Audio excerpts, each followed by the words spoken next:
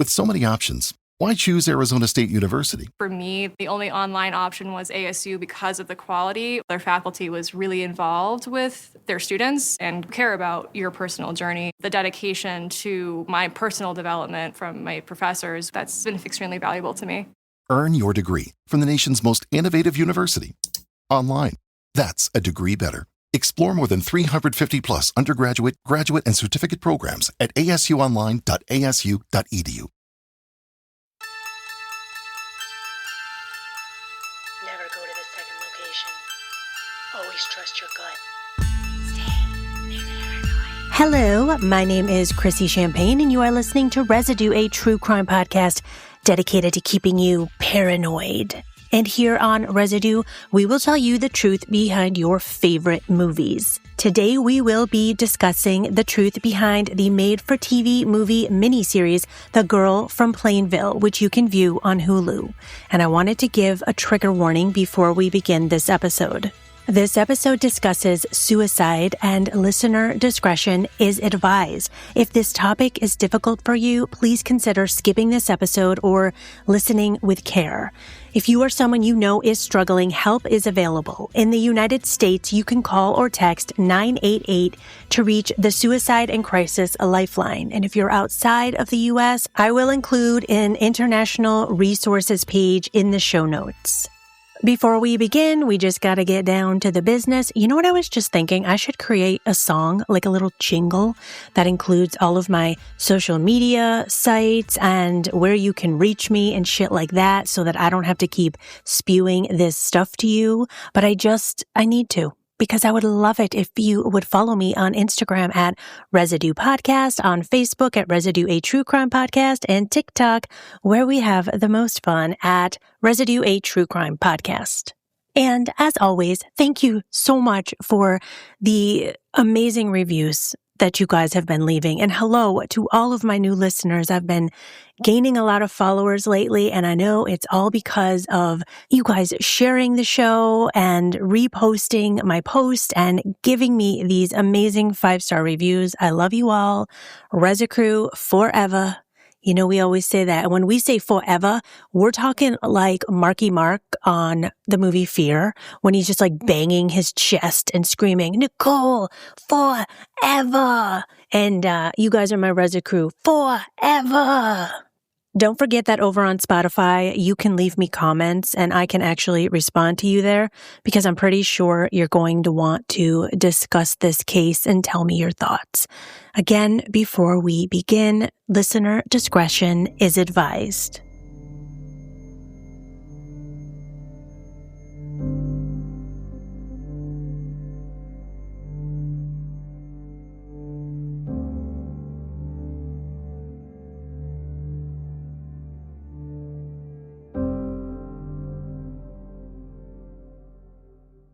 The Girl from Plainville is an 8-episode biographical crime drama series on Hulu inspired by the real story of the Michelle Carter Conrad Roy texting suicide case. And it's sometimes called the texting suicide or texting encouragement case. It premiered on March 29th, 2022, and it is based on the Esquire article, The Girl from Plainville by Jesse Barron. And it dramatizes both the relationship and the legal fallout from a unique and controversial case that raised modern questions about technology, mental health, and criminal responsibility. This miniseries stars Elle Fanning as Michelle Carter, Chloe Sevigny as Lynn Roy, and Colton Ryan as Conrad Roy III.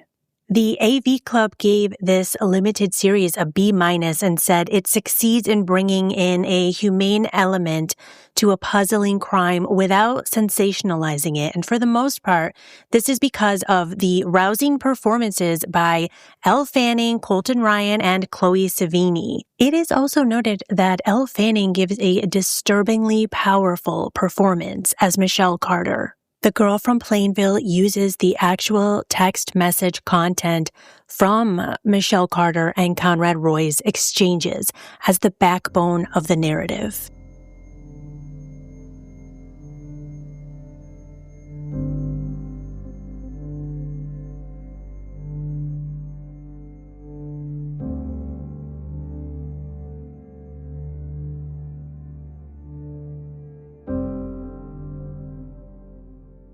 Conrad Roy III was born in New Bedford, Massachusetts on September 12, 1995. Now, he grew up near the beach. He loved sailing, boating. Conrad's parents weren't married when he was born, but they did eventually get married after his birth. And at the time, his mother, Lynn, worked as a nurse, and his father was a tugboat captain. Now, Conrad was born into a family of tugboat captains. His grandfather and his father, Conrad Roy II, were both tugboat captains. And so when Conrad was younger, he wanted to be a pro baseball player. He wanted to be in the major leagues and, be on the Boston Red Sox, of course. But as he got older, he realized that he really wanted to follow in his family's footsteps. Conrad had two younger sisters, Morgan and Camden, and they describe him as hilarious and one of the smartest people that you would ever meet. Conrad did suffer from depression and social anxiety, and his parents divorced in 2011, which made this a little bit harder on Conrad. One of his closest friends, one of his best friends, her name was Ariana, she said that he always had a lot going on inside of his head. He always seemed to be struggling with a lot. And because of this, his parents did take him to a few psychiatrists. He was soon diagnosed with social anxiety and depression, and he started on Prozac. And after he started Prozac, he seemed to be doing okay. But by October 2012, Conrad tried to take his own life, and this was by overdosing on acetaminophen. After he took this bottle of acetaminophen, he called his friend Ariana and he told her what just happened. And she just right away calls his mom. She calls his mom and tells her what is going on, and his mom calls for help. So his best friend knew what to do. She immediately called someone for help. She took this seriously the second that Conrad told her this.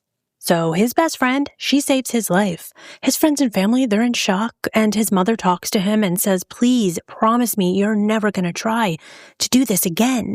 And he promised her, and things started to look better. Things were looking up. He seemed to be better. The day before Conrad went missing, he asked his mother to go on a walk with him, and his sisters joined. And now they go for a walk on the beach. His mom and his sisters both say that they were just laughing, enjoying the day, sharing some food. They're having a fantastic time. And Conrad told them, all I want to do is be with my mom and my sisters today. So they enjoy the day. They all go home, and around 6:30 p.m., Conrad says, I'm going to go over to my friend Ariana's house and hang out. And his mom is like, well, are you going to be home for dinner? He says, I don't know. I'll text you. And that is the last time that they ever saw Conrad. This was July 12th, 2014. Conrad leaves his home, telling everyone he's going to his friend's house, and he takes off driving his black pickup truck. He doesn't come home. Around 11 p.m., his mom is still texting him, are you coming home? Are you okay? Please let me know. But she soon falls asleep. And when she wakes up in the morning, she realizes that her son never came home. So she calls Ariana because that's where he said he was going. And she doesn't know. She has no idea where he is, and she hasn't seen him. So she calls the cops. His mother, Lynn, calls the cops, and immediately a missing persons alert goes out. And immediately, Conrad's friends and family, they are out and they are looking for him. They're frantic. His best friend, Ariana, she says that the whole world felt like it was still and that time stopped, that she's driving the streets of her hometown and she's looking for her best friend, and she just feels like everything is still. So it is the next morning, July 13th, 2014. Everyone is searching for Conrad, and they're looking for a black pickup truck. So this one officer, the officer that first responded to the call that Conrad was missing, he's out driving in his car and he spots a black pickup truck. So he starts tailing it. And this black pickup truck turns into the Kmart parking lot. So the officer pulls in, and when he pulls in, he notices off in the distance, way in like a private area of the parking lot, another black pickup truck. And he drives up to that truck, and it is Conrad's truck. The license plate matches. The officer walks up to the truck and he sees Conrad inside, lying askew in the front seat. His glasses are tilted on his face, and he says that this position, it just didn't look natural. So the officer calls in the fire department, and on that day, Lieutenant Wally Theron was in charge. So he shows up to the Kmart parking lot. He arrives at the vehicle. He opens the driver's side door and he checks for a pulse, but there is no pulse. Conrad Roy III was deceased, and they immediately suspect that this was a suicide because they see a gasoline-powered water pump in the back seat, and they assume that he used this pump to asphyxiate himself with exhaust gases. So Conrad's father hears the news first from the detectives, and he has to call his ex-wife, Lynn. He calls her and he asks her if she's alone, and she says, no, I have the girls in the back seat, her 2 young daughters, Conrad's sisters, and he tells her that it was Conrad. They found Conrad. Lynn was driving at the time that she receives this news.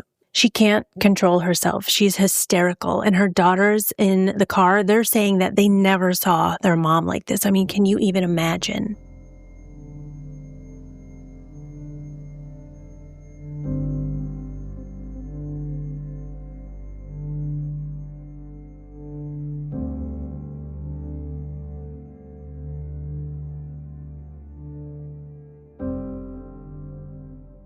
In Massachusetts, there is a law that any unattended death needs to be investigated and authorities need to sign off on it. So detectives start digging in, and the biggest, most important piece of evidence found at the crime scene is Conrad's cell phone. Sergeant Scott Gordon, he starts reading the text messages that they find in Conrad's phone out loud. He's reading every single text message to the other detectives inside of the police station. But here's the thing. When they found Conrad's phone, every single text thread that he ever had, even like between his best friend, his mother, they're all deleted. There's only one text thread in that phone, and that thread is from somebody named Michelle Carter. In these text messages, Michelle asked Conrad, so are you sure you don't wanna tonight? He responds, what do you mean, am I sure? She says, like, are you definitely not doing it tonight? I don't know yet. I'll let you know. And she answers, because I'll stay up with you if you want to do it tonight. Conrad tells her, you know what? Another day wouldn't hurt. And Michelle responds with, you can't keep pushing this off. Now, Mary Claire Flynn is the assistant district attorney, and she tells detectives, yo, we need to find this girl now. So they go through all of her social media and they find her family. I mean, you can find everything on social media. They find out that this is a girl from Plainville.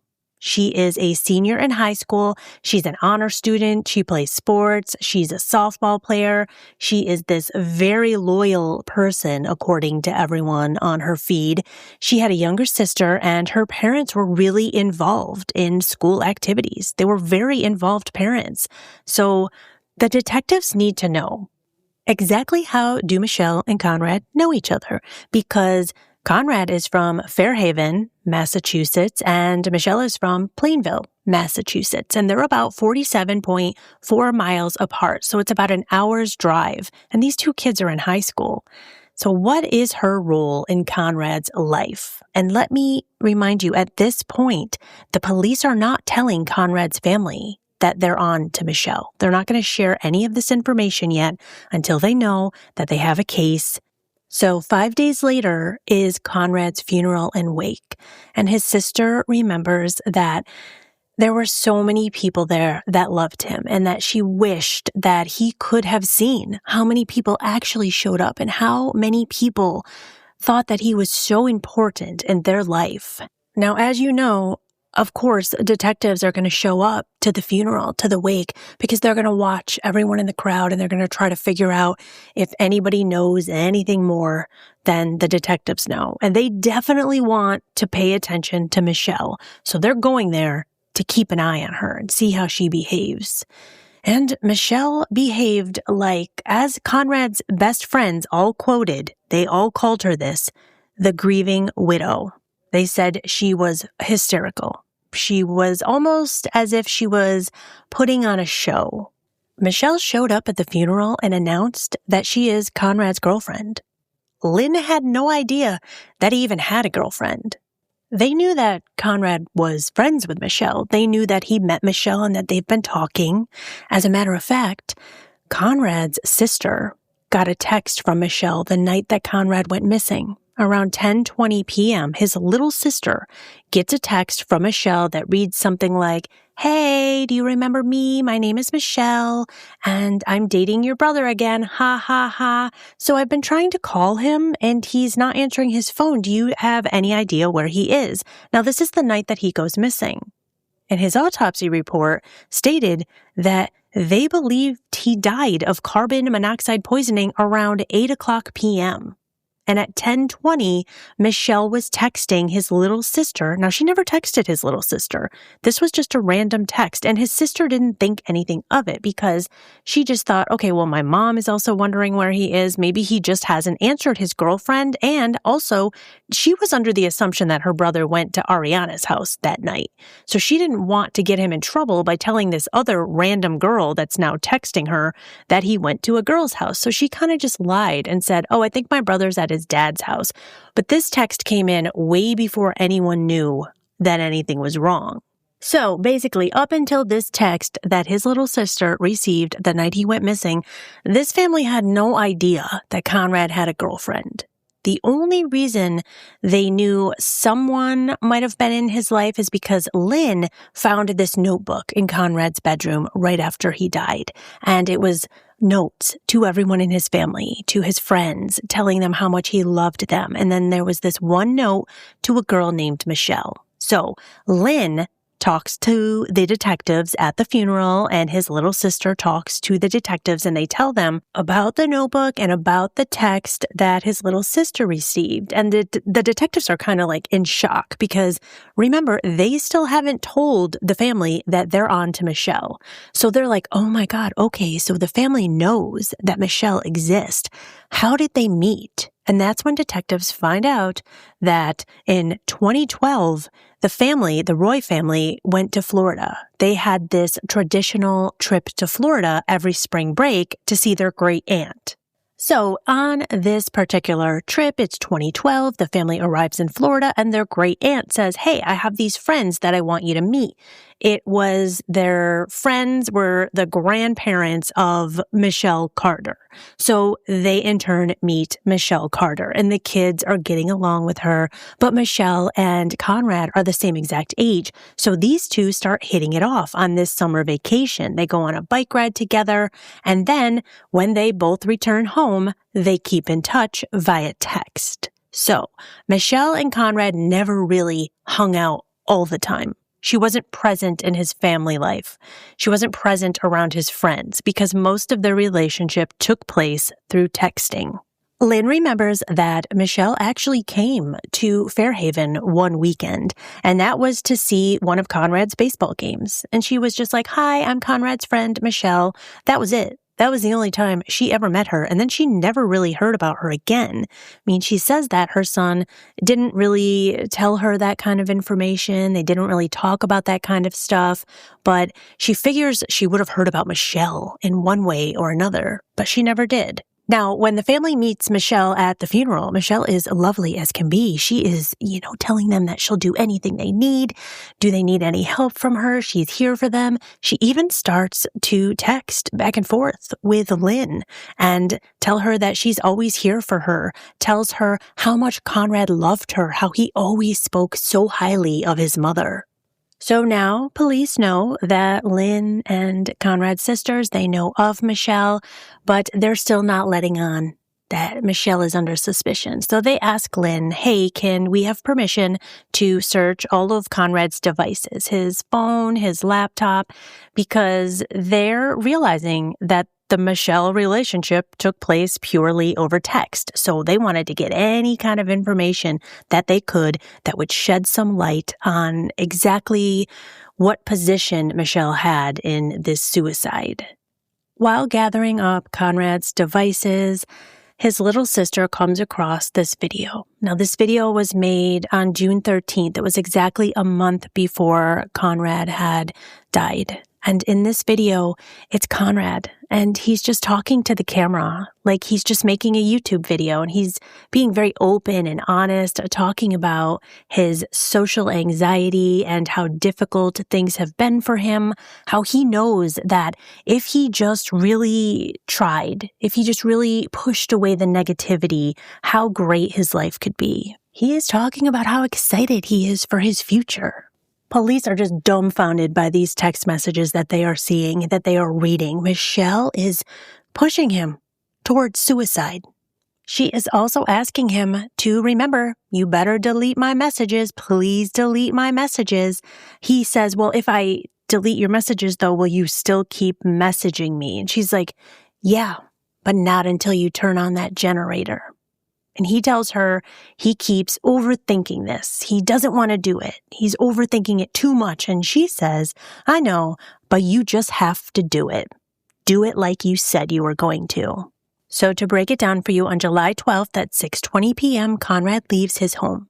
He texts Michelle that he is almost there. And right after that, 2 different phone calls happen. So one phone call, Conrad calls Michelle and they talk for 38 minutes. They hang up, and then she calls him, and they talk for 42 minutes. At 7:12 p.m., the last phone call happens, and that means that Michelle might have been on the phone with Conrad when he died, because his autopsy report said that he died at 8 p.m. So his phone is erased. All text threads are erased. But why did he leave Michelle's text thread? That's what the detectives want to know. They think, did he leave it because he wanted people to see that they were talking, that she was kind of pushing him toward this?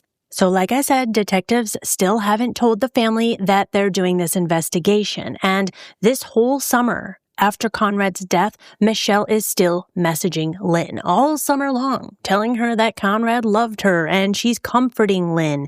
But Conrad's friends, they're seeing right through Michelle. They don't like Michelle. As I said, they said Michelle acted like the grieving girlfriend at the funeral, and they knew for a fact that she wasn't as close to Conrad as she was letting on social media, because, of course, she's posting the Facebook post. Conrad's friends, they think that Michelle is crazy. They cannot stand the girl. Here's another thing Michelle does. Michelle organizes this charity event. It's called Homers for Conrad. And she's putting Facebook posts everywhere about this Homers for Conrad and how the proceeds are going to go to suicide prevention. The only thing is that, remember, Michelle lives an hour away? Michelle organizes this charity event in her hometown. She wants all the credit for it. To all of Conrad's friends, this seems more like an event for Michelle rather than an event to celebrate Conrad's life. And just like at the funeral, detectives are going to this charity event just to keep an eye on Michelle. They want to watch how she behaves, but they also need another piece of evidence. So technically, they can't prove it was Michelle sending the text because the phone is under her mother's name. So they want to make sure this case is like rock solid. So a detective, he's in the stands, he's watching Michelle, he calls her phone from his phone, she answers it and goes, hello, and so he's like, boom, we got it. Michelle uses this phone number. And once they know that for sure, detectives go to Michelle's high school the following Monday, and they record this interview with her. And in this interview, Michelle says, I had a feeling that if he didn't get help, then something was going to happen. And I was trying to get him help sooner before it was too late. And that's when detectives are like, girl, you are a fucking little liar, aren't you? So they present her with a warrant and they take her phone. And they know, they're like, Michelle, the jig is up. You're done, girl. They literally just read all of your text messages that night. And you're like, I was really just trying to get him help. I like thinking about the fact that she is standing on that baseball field thinking she's like queen of the world, organized this event. She has no idea that the police are like, we're coming to get you. And she's just thinking that she got away with everything that she did. So police have her phone and they call her parents, and her parents are like, boom, we're not talking. They lawyered up real quick. So they do an extraction on Michelle's phone and they find about 60,000 items inside of that phone. Text messages between the two of them. And in the beginning of these texts in the thread, Michelle is telling him no. She's trying to dissuade him. She's telling him that this isn't right. You need help. Did you talk to your psychiatrist? Maybe we can get you some help. Let me talk to your mother. But then these texts, they start slowly turning into this maliciousness, to this really, really mean texting where she is telling him he's basically a failure if he doesn't kill himself. And sort of leading him to believe that he's lying to her, that he doesn't keep his promises to her if he doesn't take his own life, like he said he was going to. She tells him to drink bleach, hang himself. She starts pushing and pushing, get it done now. And Conrad writes, I want to deprive myself of oxygen. So this is when they come up with the idea of carbon monoxide poisoning and how it'll be this painless and quick death. There are over 1,000 messages about this. Detectives feel at this point, if Michelle was not in his life, would he still be here? These texts were morally wrong, but were they criminally wrong? Michelle encouraged him, but now what? So there are about 30 states that discourage anyone from encouraging someone to take their own life, but Massachusetts is not one of those states. So February 2015, regardless of the fact that Massachusetts is not one of these states, Michelle Carter is indicted on involuntary manslaughter. And the assistant district attorney, Mary Claire Flynn, has to sit down with the Roy family and explain to them that they have been investigating Michelle. And this is the first time they're going to hear any of this. And this is the first time that Conrad's family is going to see the text thread between Michelle and Conrad. And there is a certain text where Michelle writes, "You can't keep pushing this off. You can do it." Lynn sees these texts and she says that Michelle went into a vulnerable young man's mind and told him he would be better off without being here. Can you imagine as a mother, as a parent, seeing that text thread? Seeing the fact that this girl who's been comforting you for the past few months, who's been telling you she was your son's girlfriend, now you see her and it's right there in front of your face. She's pushing your child to take their own life. Do you know the rage? The rage. Oh, I can't even. You know the rage. You guys get it. I know we've talked about this so many more in different episodes that I've done. The fact that you have this little baby and you raise that baby and it's everything. It means the world to you, this child, and you have to let them be free, go off into the world and make new friends. And you would hope that their friends are like Ariana, somebody close to Conrad who's going to call you if she notices that your son, that your baby is in trouble. And then you find out that this little monster snuck her way into your son's life, into your son's mind. There are way too many evil fucking people in this world. So Michelle turns herself in and she is immediately released on a $25,000 bond, and she is told that she is not allowed to get on that cell phone and text not a damn person except her parents. And this story takes off. I'm talking media sensation, a media blitz. It's a circus. And on June 9th, 2015, Michelle pleads not guilty and she remains on bond. So they're going to fight this. Her lawyer is like, she was not present when he decided to take his own life. She is not responsible. The public starts to hate her. People despise her. And the question becomes, is it a crime to tell someone else to kill themselves? So Michelle's trial starts. And she's called to the stand. She is now 20 years old. She immediately waived her right to a jury, and she chose that the judge decides her fate. So on June 6th, 2017, 3 years after Conrad died, Michelle's trial starts, and it starts with the prosecution asking the question, who would do this and why? This defendant is a very needy person who craved attention. Then they begin to discuss how incredibly needy Michelle Carter is. So the defense says, okay, what she did was awful, but it's not criminal. And they dig into Conrad's history with suicide. Defense says he put the plan in motion. He set this whole thing up. He took his own life. And they try to talk about the fact that he took a bottle of acetaminophen. But that's not really going to help their case any, because the prosecution's going to talk about the fact that when he did that, his friend who knew it was happening, she called for help. What did Michelle do? She encouraged him to keep going. So the prosecution has Lynn Roy get on the stand and talk about Conrad's life, his goals, the kind of man he was becoming, and how close he was to his sisters. And they do, again, bring up Ariana and how she helped Conrad, how their actions were different, how Michelle is a monster.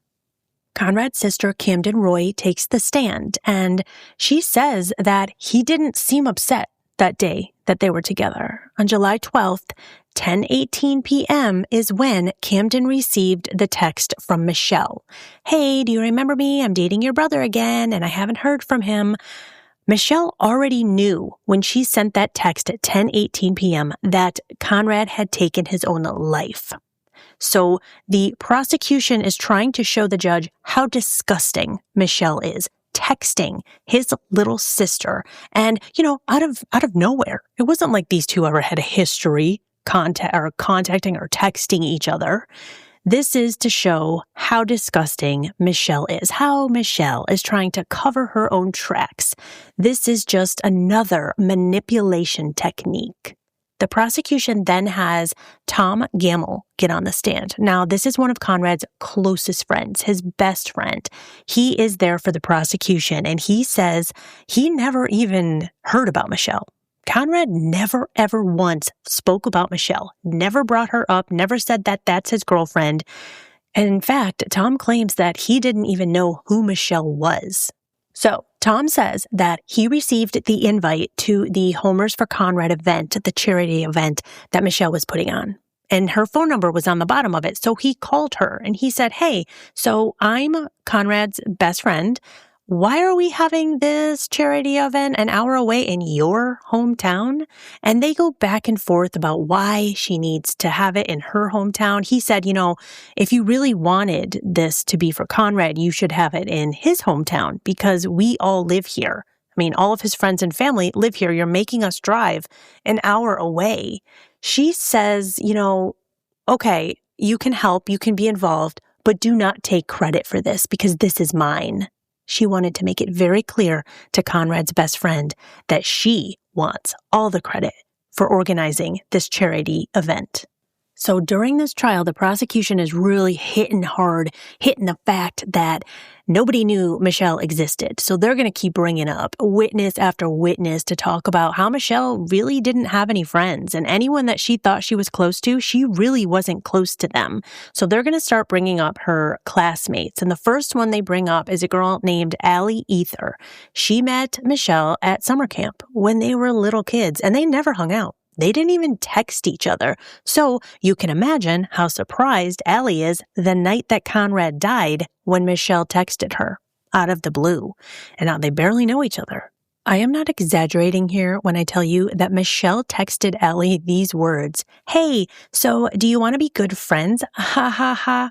At the same time that she was texting her, quote, boyfriend, Conrad, that he should stay in that car and do what he said he was going to do. She's having dual conversations here. While this very important event is happening in her life, she's asking this summer camp friend, hey, do you want to be friends now? So they start talking about boyfriends, and Michelle writes to Allie, well, I actually do have a boyfriend, but he's going through a rough time right now.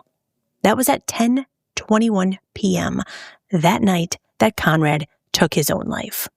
Conrad already died. And Michelle is telling her summer camp friend out of the blue, my boyfriend's going through a really rough time right now. So the prosecution has these witnesses read their text messages to the judge that Michelle wrote to them. And the next morning, when everyone found out about Conrad, Michelle texts Allie again. And she says, I was on the phone with Conrad last night when he died. And Allie she's just a kid, She doesn't know what to say back, but Allie writes back, honestly, I don't mean this in a bad way, but I feel like you should talk to someone about it, because I can't really help considering I don't know you very well, and I certainly don't know this situation very well. Next up, the prosecution calls a classmate of Michelle's. Her name is Olivia. And Olivia explains that she wasn't really ever close to Michelle, that Michelle had sometimes confided in her that she had an eating disorder and it affected her ability to play softball, and that she was placed in a psych ward, she had anorexia nervosa, and that she went on Prozac at age 14. But just like the last witness, Allie, Olivia wasn't very close to Michelle, and she was giving her all of this info, like trauma dumping on her. These are young kids. So this friend is trying to talk Michelle up. She's like, listen, you're a great girl. You do have friends, She's just trying to make her feel better about herself. And she reads a text message to the judge that Michelle wrote her. It read, "Stop telling me how wonderful and beautiful I am and how I'm such a funny girl, because beautiful girls get invited to parties and their friends call and want to hang out. And all I do is sit in my room on a Friday night and cry." Now, to further push the theory that Michelle is just a very needy person, they start to talk about a girl named Alice and how Alice and Michelle were very close. They were best friends, but Alice's parents, especially her mom, starts to become really concerned that Michelle is too needy, and Alice's mother wants this relationship to end. She tells her daughter, Michelle is erratic. I don't trust her. I don't feel safe with you being around her, so the friendship's going to stop. And Michelle loses her damn mind. She even starts writing letters to this girl, Alice, with a different name on the envelope. But every single time, Alice's mom is on to her. She's like, Michelle, stop. So this becomes a very important part of the trial because the prosecution believes there are many different theories as to why Michelle did what she did, why she pushed Conrad to his own death. And a lot of it, it's because she is a very attention-starved, needy girl. But was this a ploy to get Alice to pay more attention to her? That is one theory that the prosecution throws out. If Michelle had a boyfriend who passed away, would Alice feel sorry for her and come back to her? So they're trying to say that Michelle drove Conrad to suicide to gain sympathy from Alice, allegedly. This is just one theory. So remember when I told you that Conrad's mom, Lynn, she found that notebook full of goodbye letters, and one of them was to Michelle. Michelle wrote this letter to her friend, Olivia, who is still on the stand, and Olivia reads it. At the end of the day, I just really miss him. He was who I talked to until 3 a.m. and now he's just gone. But his mom called me today. She found a suicide letter he wrote to me. He didn't write one to anyone else. Lie. His mom said I was the most important person in his life. Another lie. Oh, let me also add that in these text messages between Michelle and Conrad, she told him to write her a love letter. She told him to do this. So again, wanting this letter as proof that she could play the grieving widow after everything was over. Next up, the prosecution calls Lexi, and Lexi talks about some text that she received from Michelle 2 days before Conrad died. And these texts said, my boyfriend's missing. Conrad is missing, and we have no idea where he is. Conrad was not missing. This is 2 days before anything ever happened. So detectives feel like this was called a dry run. So Michelle wanted to see what it's going to be like. What's going to happen when she starts telling her friends that her boyfriend has died, that her boyfriend's missing. She kind of played this out as a dry run. It's crazy. And I do want to say, because I think I forgot to mention it in the beginning, but there is a Dateline about this case titled Reckless. There is also a documentary titled Michelle Carter, Love, Text, and Death, which I watched on Prime. And these two were my main sources for today's episode. In the Love, Text, and Death episode, you can see a lot of these interviews in the trial. Next person called up for the prosecution is another classmate, Samantha Boardman. She goes by Sam, and Sam was a very important witness because Michelle thought Sam was amazing and beautiful and gorgeous. Sam said that Michelle didn't understand boundaries. Michelle would do anything to have Sam as her best friend, but Michelle just couldn't understand social cues. And Michelle didn't like the constant texting. She didn't like that Michelle didn't understand boundaries. She said that Michelle would freak out if she texted Sam and Sam was busy and didn't answer right away. Michelle would lose her damn mind. She would nonstop text Samantha over and over. Now, Sam isn't very close to Michelle, but Michelle wrote this text. Like, when I look back on my high school career, I'm honored to say that I got the opportunity to be friends with Sam Boardman. And I'll be honest, I cried when you said you wanted to help and hang out with me and stuff. It just meant so much to me, like I finally found a friend. Now, those texts, they seem kind of sad, right? Like, she didn't really have any real friends, and it was like she was longing for closeness. Now, she writes this text to Michelle on September 15th, months after Conrad has died. And this text was going to be the clincher in this case because she wrote, "I wasn't supposed to let that happen, and now I'm realizing that I failed him. Sam, his death was my fault. Like, honestly, I could have stopped him. I was on the phone with him and he got out of his car because it wasn't working and he got scared." Conrad got out of his car. He said he was feeling sick. He didn't want to do this. Michelle told him to get back in that car. Those words that she wrote in that text to Sam, "I told him to get back in," those words changed this case. Now, I have to tell you, while this case is going on, it is, like I said, a media circus. Media everywhere. And not only that, the whole internet is going crazy talking about this case. And this part is so fascinating to me. Now, I never watched the show Glee, but I need my, what are they called? Glee heads? Is that what? I don't know. But anyway, so Michelle, obsessed with Glee. She's obsessed with Lea Michele. And the internet starts to figure this out because they're reading her text messages on the internet and they're analyzing them. And a lot of them say, "Oh my God, wait a minute. Like, all those text messages that she wrote to one of her friends, those are complete lines from Glee." So these internet sleuths, they start putting this shit together and it's so fascinating to me. So, as you know, if you love Glee, Corey Monteith, he died. And he was actually in real life dating Lea Michele from the show. And so they start looking into Michelle Carter's obsession with Glee and Lea Michele. And they realize, oh my God, she's emulating mourning.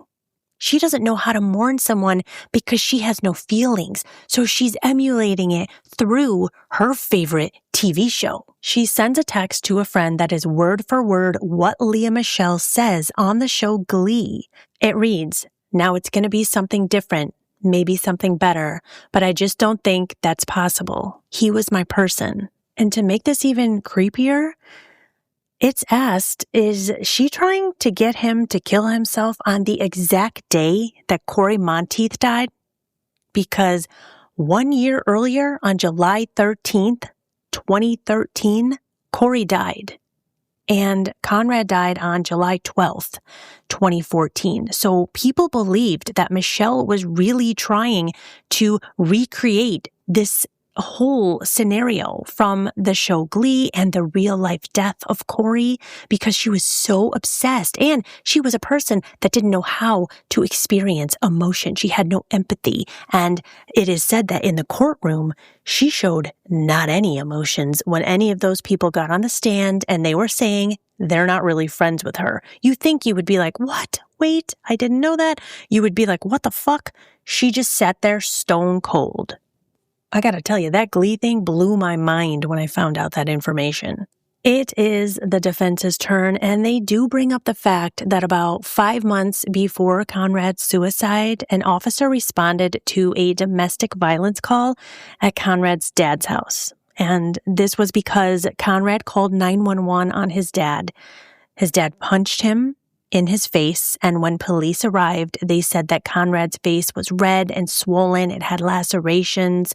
They say that his dad wanted him to do the dishes, and he didn't do the dishes right away. This got physical. But you have to note that Conrad's dad was never charged.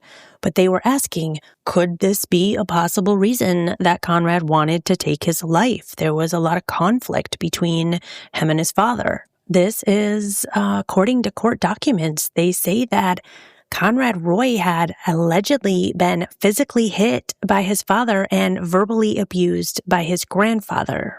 The defense also brings up this doctor named Peter Breggin, and he is a Harvard-trained doctor, and he is a huge critic of prescribing antidepressants to teenagers because he says that they have adverse effects. So he lays out this entire reason why Michelle was acting the way that she was. He said that he reviewed all of her text messages for months. He reviewed her Facebook messages, and he believes that Michelle is a good girl. She's a great person that was trying to help Conrad. She was always telling him to stop thinking this way, to get some help, that she is called a helper. And he notes that her messages were often very kind to Conrad. He says that Michelle was on Celexa, and this drug actually affects the frontal lobe and it affects empathy. So this was all the antidepressant's fault. And it was called involuntary intoxication. This is the neurochemistry of the brain has been disrupted, and it is called involuntary intoxication. So Michelle became involuntary intoxicated. He's basically saying because of her drug, because of her antidepressants, it's not her fault that she behaved the way that she did. So the prosecution asks him, can you give me the actual, look in this medical book and give me the actual page that they list involuntary intoxication. And this doctor says, I can't do that because this isn't a psychiatric term. I'm saying it as a legal term for this case. Then they point out this doctor is not board certified. So basically, the prosecution just dismantled his entire rant about how antidepressants made Michelle do this, made Michelle behave the way that she did. And with that, the defense rests, and the closing arguments are finished, and the trial ends. It is now time for the judge to decide Michelle Carter's fate. And 3 days later, on June 16th, 2017, the judge came to his decision. Conrad secured the water pump. Conrad got in his vehicle, and he drove that vehicle to a parking lot, and he parked it. However, he breaks the chain of self-causation by exiting that vehicle, and she instructed him to get back inside.